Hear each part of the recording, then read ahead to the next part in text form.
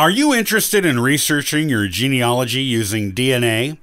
If you are on a DNA database and are having trouble getting your matches to respond to you, it can be frustrating. Join me today on the Ancestral Findings Podcast for some effective tips for getting more responses from your genetic relatives.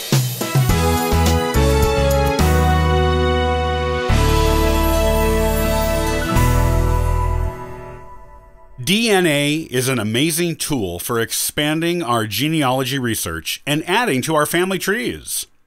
When you get your DNA tested, you get access to the contact information for anyone else in the database of the company you used who is a genetic relative of yours, usually up to 6th cousin.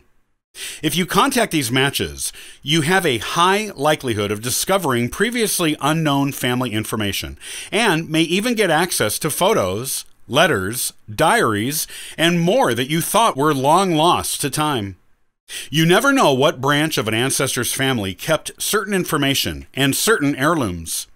Not everything is lost. In fact, you would be amazed at how many things are preserved. You just don't know it until you contact the right branch of the family. However, one of the more frustrating things about DNA databases is getting your matches to get back to you when you contact them. The issue is that many people who get their DNA tested are only interested in finding their ethnic background or to prove or disprove family legends. They are not genealogists and are not interested in building their family trees, and this makes them uninterested in connecting with their DNA matches online. It is frustrating when you contact them and they do not contact you back, because you know they might have the key you need to break down a genealogical brick wall or to discover family treasures that have been preserved through time. You can also do the same things for them, and you would be happy to, if only they would get back to you. Luckily, there are some proven techniques used by DNA research pros and professional genealogists that can increase the number of responses you get from your DNA matches on any database. If you're not getting the number of responses you hoped for when you did your DNA testing, try some of these and watch your responses increase, bringing new and valuable genealogical information with them. Give some attention to your profile. Whatever database you are on with your DNA testing, be sure to fully update your profile. Do it before sending any messages to your DNA matches. This means include a profile picture, a little bit of information about who you are and what you do, your experience in genealogy, your genealogical interests, and the surnames of families you are researching. With a robust profile, you will be showing any DNA matches you contact that you are a real person with honorable intentions regarding your contacting of them. Use your database page to send your message. Some databases give you the email addresses of your matches, and some don't. Even if you have the option to send a message directly to your matches using your own email address, it is better if you use your profile page on the database to contact anyone in whom you are interested. This way, your match will immediately be able to see how you are genetically connected and that you are a real database user and not just a scammer. Don't ramble. When you contact your match, keep it as simple as possible. State who you are and why you are contacting them. This will probably mean including your ties to the family whose DNA you share, and what you are interested in finding out about that family, and/or your connection to your match. Keeping it simple in the first communication keeps your match's attention and avoids making responding to you seem too overwhelming and cumbersome to them. Be specific. Make sure your match understands who you are and what family you are referencing. Some people who are on DNA databases manage projects for more than one family. Refer to database usernames to identify and describe people and ancestors.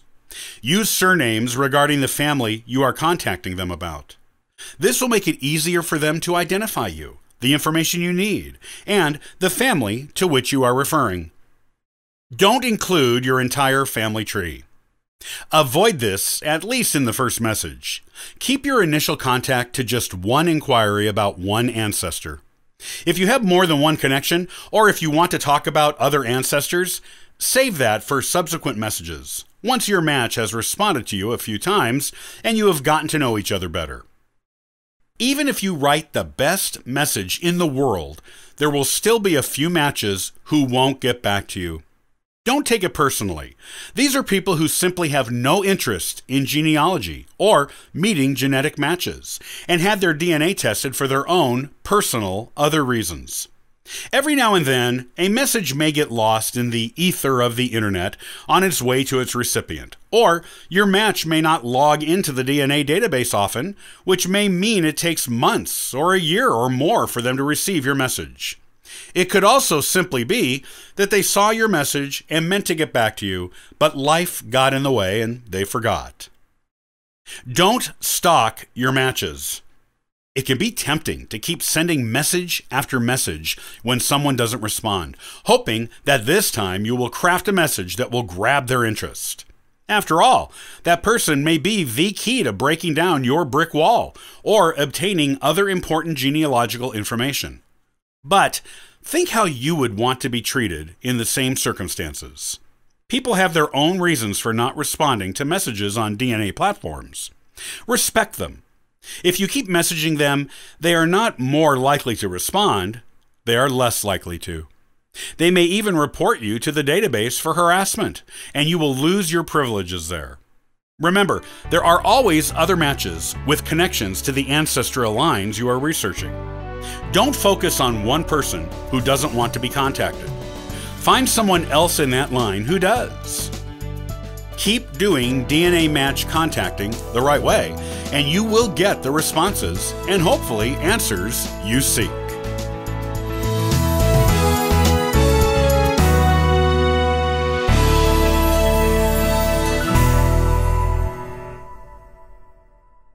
Samuel Adams is one of the most famous names associated with the American Revolution. However, what do you really know about him other than he has his face and name on a popular brand of American beer? Next time, I'll talk about the real story of this extraordinary American patriot. Until then, have a wonderful week. Copyright by Ancestral Findings, all rights reserved.